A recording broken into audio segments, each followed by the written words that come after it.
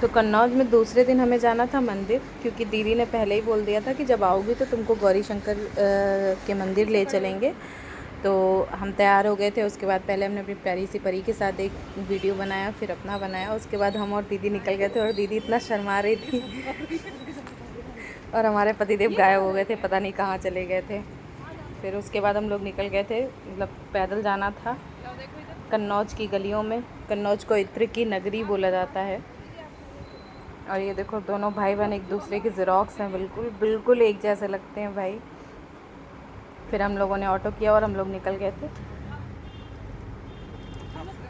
कोई तो बात ऐसी हुई थी जो हम लोगों को इतनी हंसी आ रही थी, इतनी हंसी आ रही थी, हम तीनों बहुत हंस रहे थे। और बच्चे नहीं गए थे मंदिर, बच्चे घर पे ही रुके थे तीनों, क्योंकि उन्हें जाना नहीं था, बोले हम नहीं जाएंगे। फिर उसके बाद हम लोग पहुंच गए थे मंदिर। और मंदिर में जाके हम लोगों ने फूल लिए। पहले सबसे पहले जब एंटर कर रहे थे वहीं पर ही फूल थे, तो हम लोगों ने फूल लिए। और वहाँ पर अपराजिता के फूल भी थे, तो अपराजिता की माला बनवाई। और एक बहुत प्यारी सी बच्ची थी जो माला बना रही थी, बहुत क्यूट सी बच्ची थी, उसने हमें अपराजिता के फूल की माला बना के दी, बहुत सुंदर सी। फिर हम लोग फूल माला लेके चले गए मंदिर में।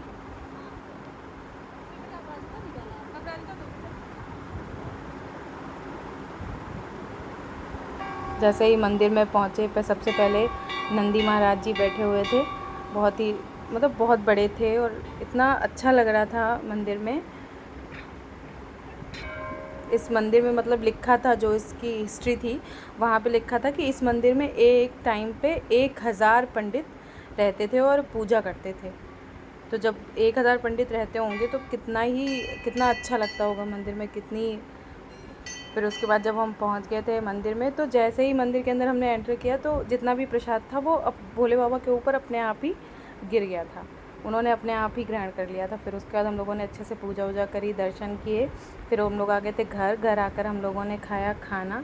और खाने में दीदी ने ही बनाया था, पनीर की सब्ज़ी थी, दाल थी और पत्ता गोभी की सब्ज़ी थी, बहुत ही टेस्टी खाना बनाया था।